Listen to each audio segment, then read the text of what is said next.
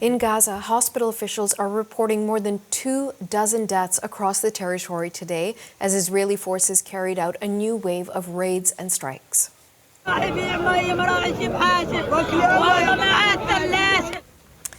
These pictures show relatives in Gaza City mourning loved ones killed in a raid on a shelter for displaced Palestinians. The latest bloodshed comes as ceasefire talks hit another snag.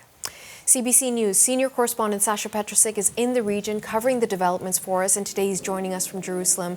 Sasha, let's start with the latest on the ceasefire. There did seem to be some sort of momentum, some sort of confidence a few days ago surrounding the mediated talks between Israel and Hamas, but not so much anymore. What's going on?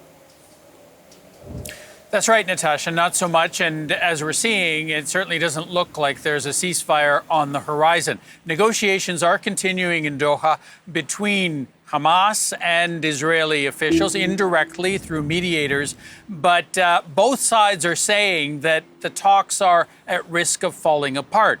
The main issue seems to be where exactly Israeli troops are going to be during the ceasefire and afterwards. Hamas wants them pulled back to the borders of Gaza, much like they were during the last ceasefire months ago. And Israel is insisting that they be spread much more throughout the territory, covering up to 40%. That seems to be the main sticking point, though the delivery of aid is also contentious, as well as the question of whether there's going to be an end to the war at the end of the ceasefire. That is something that's been a big political issue here in Israel. Some of the hard-right members of Israeli Prime Minister Benjamin Netanyahu's cabinet have been pushing for no ceasefire and really no end to the fighting unless Hamas is completely destroyed. So that is what's on the table. And from what we've been hearing, the kind of tone we've been hearing from Netanyahu, it does look as though there is a tough line being taken. This is what he had to say about the question of whether there could be an end to the war. At the beginning of this ceasefire, we will enter negotiations for a permanent end of the war, meaning a permanent ceasefire. If it can't be achieved in 60 days of talks, we'll achieve it by other means, by using the power of our heroic army. So that's what seems to be at stake here, whether in fact Israel will continue the war. Now, just a few days ago, when Netanyahu was meeting with U.S. President Donald Trump in Washington, it sounded like ceasefire was something that was just really a formality. The negotiations looked like they were very optimistic at that time. Trump even suggested that it would only be a few days before a deal would be signed. Not so much anymore, and the Americans are sending their top Middle East negotiator to Doha to see if he can put things on track. Natasha? Let's turn to another ongoing crisis, one could say, in Gaza. So international aid agencies say the humanitarian situation in Gaza is getting much more dire than it was. There's continued restrictions on the flow of aid into the territory. And the proposal from the Israel Defense Minister is to place Palestinians in one location. So that's drawing a whole lot of criticism. Walk us through all of that.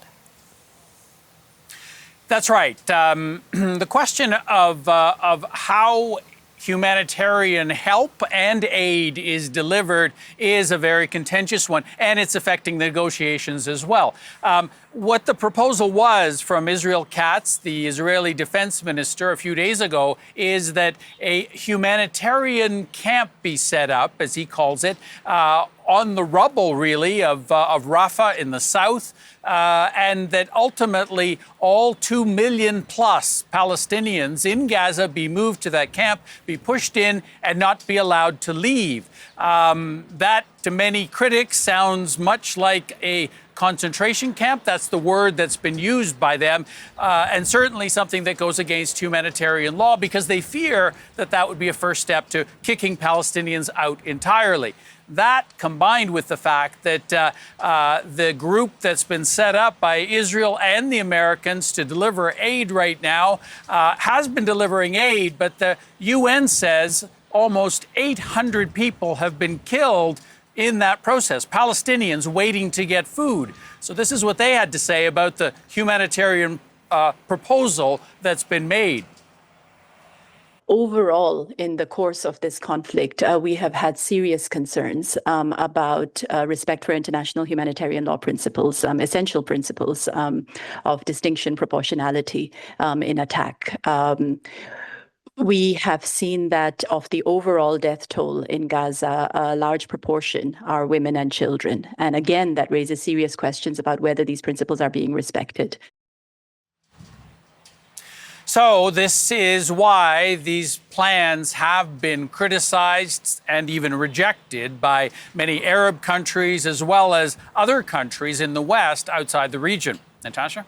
CBC's Sasha Petrusik in Jerusalem. Thank you, Sasha.